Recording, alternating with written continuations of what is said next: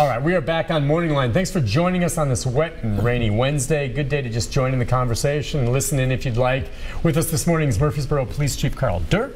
Good to see you. The second hand? Wow, twice in one show. Twice in one show. Oh, God. Can't reach all the way over there, but with him, of course, is Sergeant Kyle Evans, who's the Public Information Officer for the Police Department. Does much more beyond just that as well. But good to have you on too, Kyle. So Thanks for having me. Got a few calls. Let's get to that as we just talk about law enforcement issues as a whole or things specific to Murfreesboro. Let's go to Brian. Brian, good morning. Oh, I'm first. Yeah, you're first, Brian, this time. Look, you called in first, so I can't jump past you. Hey, what's up with all these Oregonians? Yeah, he knows. Okay, see, I'm from Oregon originally, back a ways. Well, actually, I was born in Charlotte, North Carolina. Then, when I was a young age, I moved to Florida. Moved to Florida, and then I went to Oregon for 3.5 years. He's been police chief here now for over. It's Oregon. He's police chief here since. Oregon, like you got a gun. Yep, right. Yeah. I was corrected. Now. Yeah. Well, go ahead, Brian. What you got? Well, I was wondering. I lived in Murfreesboro. I told you the police chief there. I think 2002, 2003, and boy, it just started growing up. And even back then, I had a relative was a police officer, and he looked at all the police cars. Boy, they got a lot of police cars in Murfreesboro. I said, yeah, well, it's a pretty big town and all that. But I want to tell you, Nick knows I live on the country. What happens when, like, if you have a little country town, and it's still like Rutherford County, where the town has its own little police force, and then you had the sheriff, the city of this little town, the city manager, mayor pulled the police force off of the streets for like 2 days, $48, because there was some shenanigans, there was some stuff going on, and a few of them were getting fired. There was a lot of infighting. Nick probably knows a little time talker. I don't want to name it. Yeah. And they came into town, and I was like, holy cow, that was pretty shocking. But what's your question? Well, I was wondering, how would he handle that? Like in Murfreesboro, we had the sheriff going bananas, and then like the police chief, you know, can one supersede the other? Like when Hall came in, I was trying to get if you understand what I'm trying to say. Yeah, well, okay, and there is some confusion out there because Metro Davidson County is a little different. We have Sheriff Hall on often, and he's basically the jail administrator. You know, Chief Anderson runs the show in terms of arresting law enforcement. It's different with you, but you basically are within Murfreesboro city limits. Does it ever overlap where you and the sheriff who handles the county work together? Yeah, we work together a lot. I mean, so basically, we have jurisdiction within the city limits, and there's some exceptions that we can go outside. And then the county has a rural area. And believe me, there's enough law enforcement that we don't need to overlap. But if the sheriff needs to come in, we work together. In fact, there was a situation yesterday where we worked together on.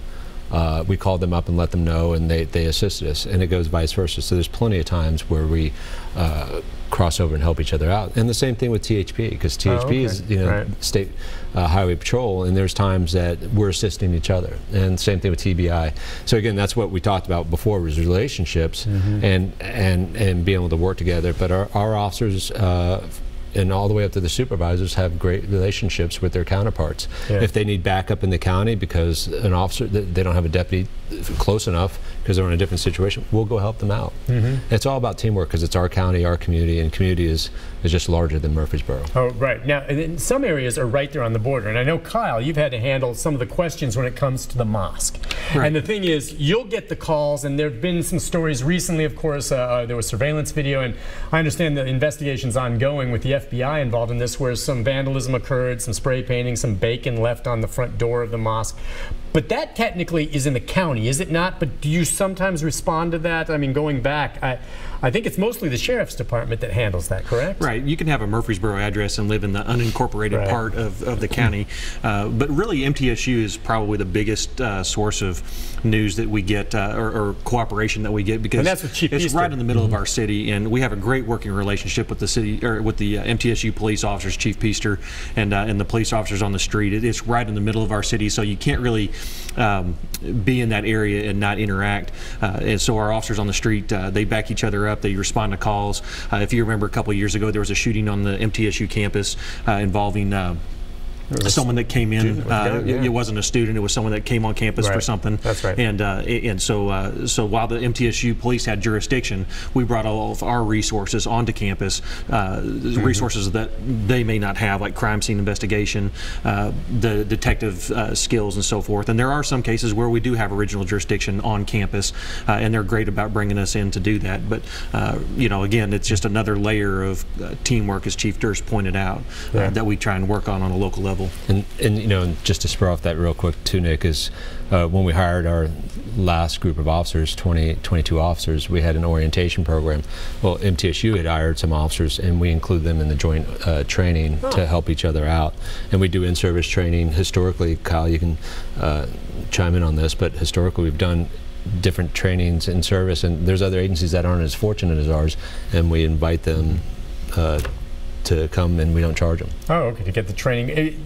The 22 officers you brought on, I mean, are you still hiring now? I'm just wondering, in the time you've been here, which is a little over a year now, the city's grown, and I assume the police department has. Were those 22 officers replacing some who have retired, or is this an expansion of your force, and are you going to get more officers? Are you hiring now? Yes, we're going through the hiring process right now. In fact, they're having oral boards this morning. We posted a position for several weeks, and we had 410 people respond and apply. And now we're down to roughly about 110 people going in oral boards. And so we have 30 open vacancies right now. And this last budget year, we had 12 additional law enforcement positions approved. We had some last year. So yeah, we've had retirements, people leave, and we're trying to replace those people, but at the same time we have new positions. It takes about, from when you post the position until they hit the street, it takes about a year. Okay. I mean, there's a lot of training.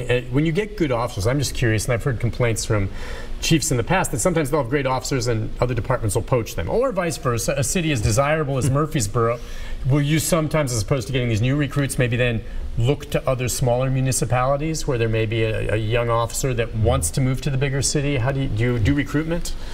I don't practice on recruiting to other cities because it's a mutual thing. If other officers from cities want to come in to choose to apply, but we don't actively recruit from other cities because that can create hardships. And sure. Have you had officers poached? I'm sure we have, and I prefer not to know about it.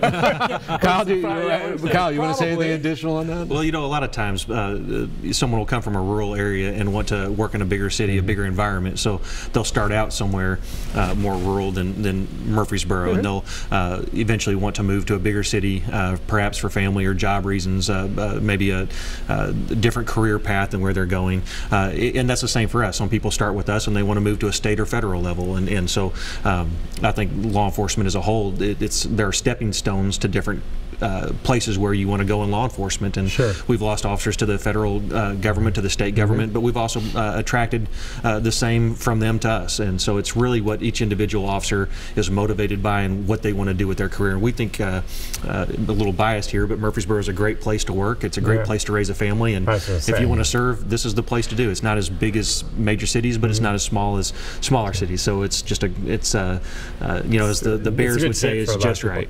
See, and I can pick on Jeff Hughes here from Brentwood. So we were competing against the same person. He was applying at both agencies, so there was a lot of jocularity between both of us, and I said, well, he chose a better agency. Sorry, he's coming to Murfreesboro. Okay, I was going to say, Brentwood's very desirable too, but you guys got not as desirable as Murfreesboro. Listen, the great place to Jeff. live. I would Sorry, think Jeff. he's probably watching. He'll probably call in. Yeah, call in, Jeff. All right, let's go to Grady. Grady, good morning. Good morning, Nick, Murfreesboro policeman there. Coming in from Murfreesboro this morning, we had, going back to the 60s, a Molotov cocktail thrown in a car. Hopefully that wasn't y'all. Y'all was coming in. And we're going back to the Klan. The Klan's been around for years. Not only y'all got to keep up with everything modern, but you got to keep up with this historical fact that we've had in Tennessee. And gas is going up. Maybe that'll keep them from buying so much of that. I'll hang up with y'all's comments this morning. Well, you know, he's right about the Klan in terms of protests organized. Pulaski's, you know, the birthplace, and there had been rallies there before. And the key is, like, that's what you kind of said before. Any of these organizations, look, I'm not going to get in the way or say someone with the Klan or any of these hate groups, if they choose to go through the proper permit and voice their opinion, as vile as they may be, they have a right to do it. But and I know when there had been rallies in Pulaski in the past when the Klan showed up, law enforcement there had to be out in force. Fortunately, it didn't blow into anything violent, but they allowed them, as they should under the Constitution, to march. But they kept things safe. And we're going to see more and more of that. My concern, not to get political here, is that we're going to see more of these alt groups because to some degree with what they've seen the last few days, they're going to feel emboldened. And that puts more pressure on your department. And no matter what the topic is, like I said, you know, we can look at the protests over the last, you know, 4 years, and you see law enforcement there. Our job is to monitor the situation, no matter what groups it is, or are, excuse me, and to evaluate it and have enough force there to keep the peace. And we don't want, as law enforcement, we don't want to over respond either, because we can draw more attention to the situation and drive outcomes that are not desirable. So it's an art, and I think we're really blessed in Murfreesboro with our command structure, and our supervisors out in the field have a really good pulse of what's going on and making the appropriate calls, and that you de-escalate the situation as much as possible, but you might have to escalate the forces if it starts getting out of control. So it's a fine art. You have a great command structure. Should we shout out one to Chief Bowen? Chief Bowen! He's there, cooling his heels. You're here on TV. That's just the way it is. Chief? He's saying he's getting the work done. Okay, good. All right. Let's take a break on that note. When we come back, if you're on hold, stay there. More of your calls, questions or comments for the police chief from the city of Murfreesboro, and Kyle Evans, Sergeant Public Information Officer, right after this. Stay with us.